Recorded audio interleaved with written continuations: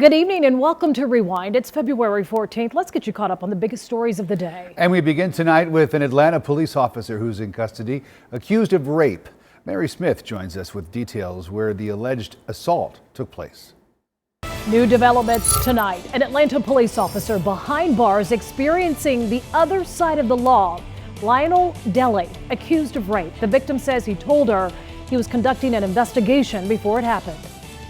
Also tonight, Deli is the one being investigated. CBS 46's Mary Smith is live at the Quincy Apartments in Acworth, where the alleged assault took place. Mary. Yeah, for now, Officer Lionel Deli is still technically employed with the department, but he was suspended today without pay. He is charged with rape from an incident that allegedly happened here at this apartment complex in Acworth 2 weeks ago. Atlanta police officer Lionel Deli is in the Cherokee County Jail without bond. He's charged with rape from an incident that allegedly happened at the Quincy Apartments in Acworth. The suspect, Lionel Deli, identified himself as an Atlanta police officer, and then shortly thereafter a sexual assault occurred. According to the Cherokee County Sheriff's Office, a woman told them that she was raped in her Acworth apartment on January 31st, shortly after meeting the suspect. An official with Atlanta Police says Deli was not on duty at the time. Mr. Deli turned himself in here at the Cherokee County Jail on Friday night. APD says Deli was relieved of duty February 3rd when they learned of the investigation. Then today, he was suspended without pay. An emergency hearing will be held to determine the next steps. Deli was hired by APD in 2015. Well, all rape investigations are certainly sensitive and concerning. The fact that the suspect is a law enforcement officer just adds a little bit more of concern to this whole entire incident. And we've reached out to Atlanta Police to get information on when this emergency hearing will be. We're waiting to hear back. Live in Cherokee County, Mary Smith, CBS 46 News. New at 6, spying on students or protecting them. A new type of technology lets Metro Atlanta schools monitor your kids on school-issued devices. But some say the software is too intrusive, allowing teachers to snoop on students' personal and private thoughts. CBS 46's Rachel Polanski reports. Keeping kids safe.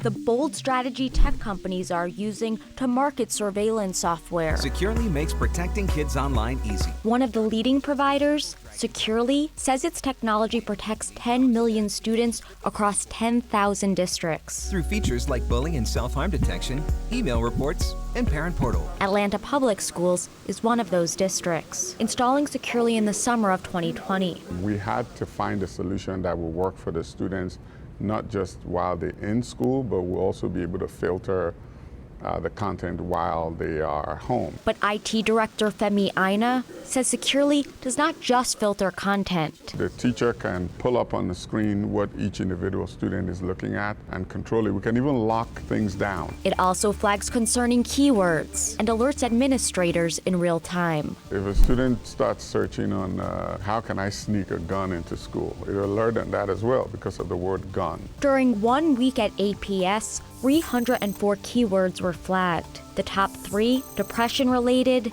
suicide, and guns. It allows us not just to be responsive, but proactive. Principal Gail Johnson tells me that Securely was used at her school, Sutton Middle, after a student made a threat. Securely was able to give us a great log of the sites that the student had visited that day. And in another case, she says staff was able to intervene when a student was displaying suicidal thoughts and a teacher was alerted. By having that depth of information, we were able to make the best decisions for our next steps. But the technology doesn't turn off when the bell rings. Whether the students are at school or at home, anything they do in their official school accounts is monitored. If one child is saved from a possible suicide, a shooting, I'm going to be grateful. Parents are divided. It doesn't feel comfortable.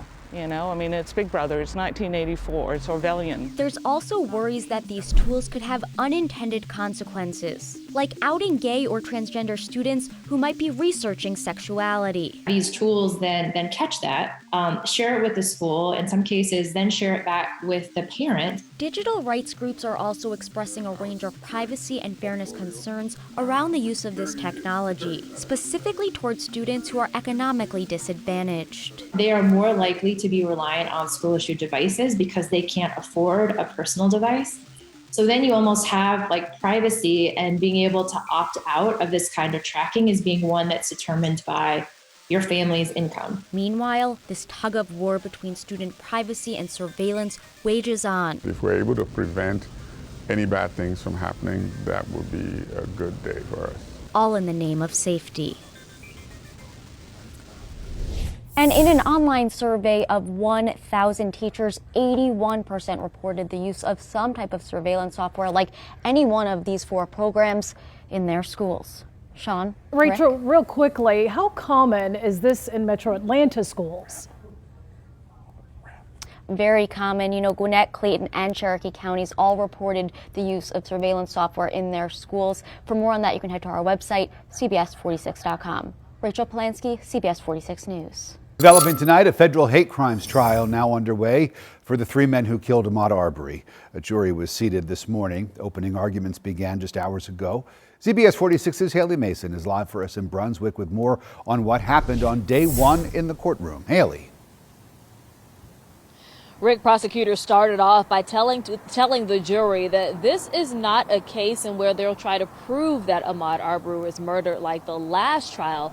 This time they're trying to prove it was because of his race. Prosecutors will be laying out a long list of evidence trying to show that there was a long history of racism from the defendants that motivated them to kill the unarmed Arbery.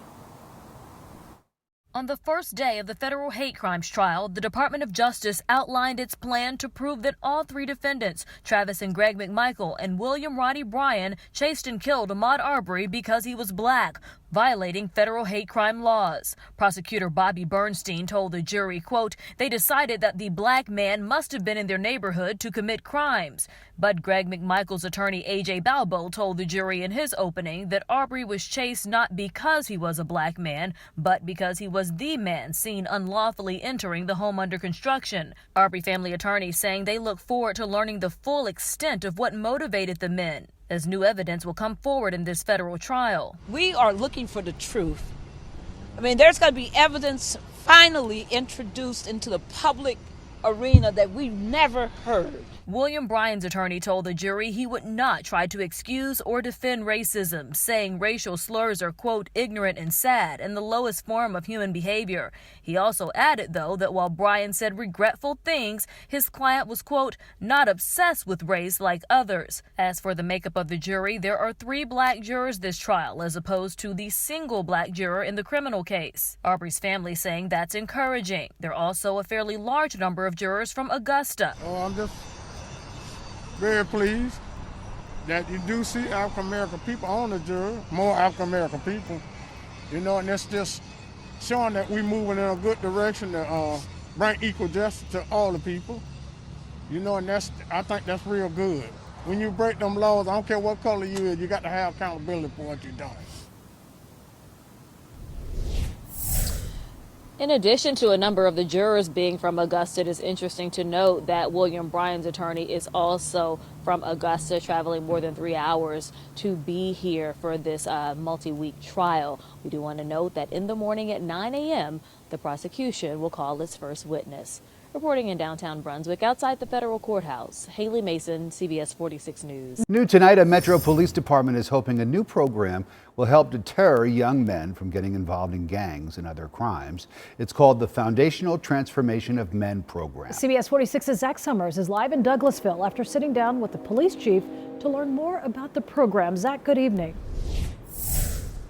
Yeah, good evening, Sean and Rick. Chief Sparks says he wants to help young men tap into their full potential, for them to understand that a life written with crime will only lead to jail time and or death. It's time for action. More than a month after a 15-year-old boy was killed outside a house party in Douglasville, we got to give these men a good foundation. Police Chief Gary Sparks is launching a new program called the Foundational Transformation of Men. I hope that it's a way that we can hit some inside of them that'll make them turn This new initiative targets men over the age of 21. DPD already has a violence prevention program for minors. This is how we combating gangs. This is how we combating criminal addicted thinking mindset in our young people. Foundational Transformation of Men is a 7-week training program that will cover conflict resolution, financial planning, secrets to success, and the purpose and power of men. The program will also include some spiritual perspectives. How the men go is how the society go. You know, if your household, men ain't right in the house ain't gonna be right. Men ain't right in your city, the city ain't gonna be right. Chief Sparks says he wants young men to put down the guns and to realize their family, civic, and moral duties. He believes the way to do that, though, is to change the way some think. We trying to stop the prison pipeline. I want them to be doctors, engineers, newsmen. We in it to win it. Yeah, now this program, it kicks off exactly a month from today. It'll be held here at the Douglasville Police Department every Monday for 2 hours. The Youth Against Violence, that's now in its 13th year. That also starts next month. If you want any information about these programs, just click on this story on our CBS 46 News app. We're live in Douglasville. Zach Summers, CBS 46 News. Thanks for watching CBS 46 News. Watch us live wherever you are, our mobile and our streaming news app. You can also watch us on Roku, Apple TV, and Fire TV.